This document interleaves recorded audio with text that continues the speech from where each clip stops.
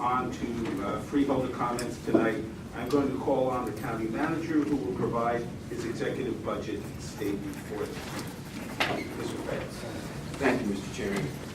Through you, I'm releasing the 2017 executive budget to the Freeholder Board for their review in compliance with NJSA 40:41A-1 at C, the optional county charter law.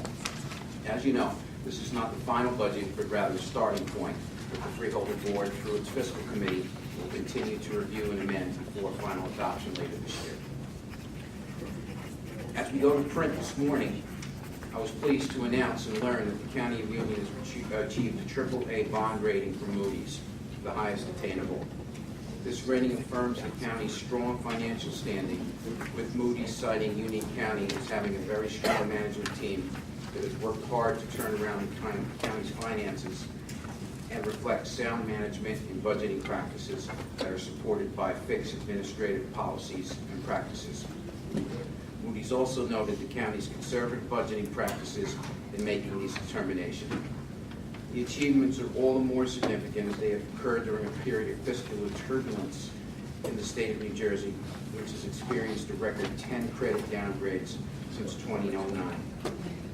This year's executive budget also reflects Union County's surging economic growth and growing real estate market, as evidenced by another dramatic increase in our rateable base, this time by 2.7%, or nearly $1.8 billion in net valuation over 2016.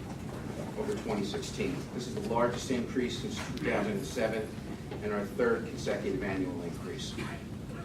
Other positive revenue areas include the Union County Emergency Medical Service, a key shared service offered by the county, and Union County Regional Dispatch, which provides services to 19 agencies.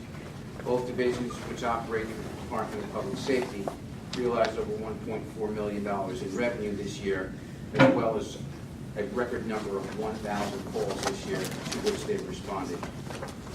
In terms of management, we're also able to cut costs in certain areas, most notably the Department of Corrections, where we reduced overtime by nearly $1 million for our continued focus on improved management efficiencies at the jail.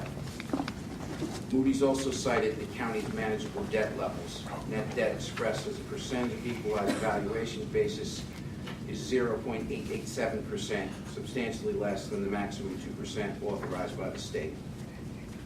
Overall, this year's executive budget is approximately $503.2 million, which is $4.8 million less than last year's executive budget. The executive budget meets the state cap and would increase property taxes by an average of 2.9% over last year. A notable offset to this year's budget included a state reduction of $680,000 in aid for infrastructure and road pavings, an amount that the county must and continues to cover. The new family court building on Cherry Street, anticipated to open this year, will also require additional county staff. In addition, the county's mosquito control and shade tree and conservation divisions also will be impacted. This year's executive budget also covers important investments that our residents have come to expect in our parks and educational institutions, including an increase in funding for both Union County College and our Union County Boat Tech schools.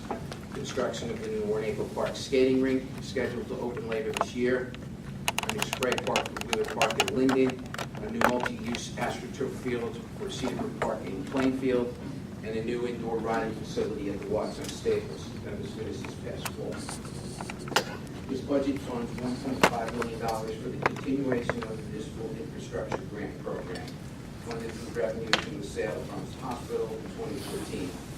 Continues our library grant program for $150,000 and increases funding for the popular Union County Community Gardens grant program to $50,000.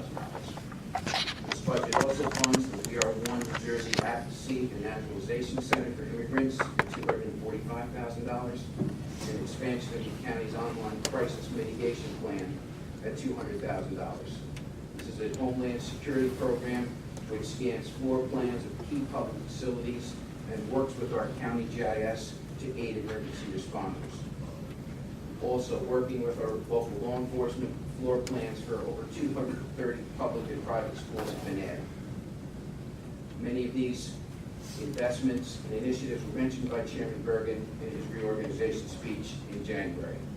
Some of those highlights include the county partnering with the Simon Youth Foundation, Union County VOTEC, the Workforce Development Board, and the State Department of Labor to create an alternative high school at risk youth program that will open at the Mills at Jersey Gardens this year.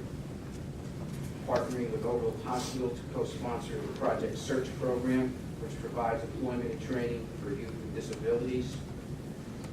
Union County VOTEC schools offering programs designed to train students for the arts and high-paying legal and technology careers, including the new full-time Academy for Law and Justice opening in September. Also, our Department of Public Works will turn a new leaf with its composting operations at the Hudak Quarry, while providing a much-needed service to the county municipalities.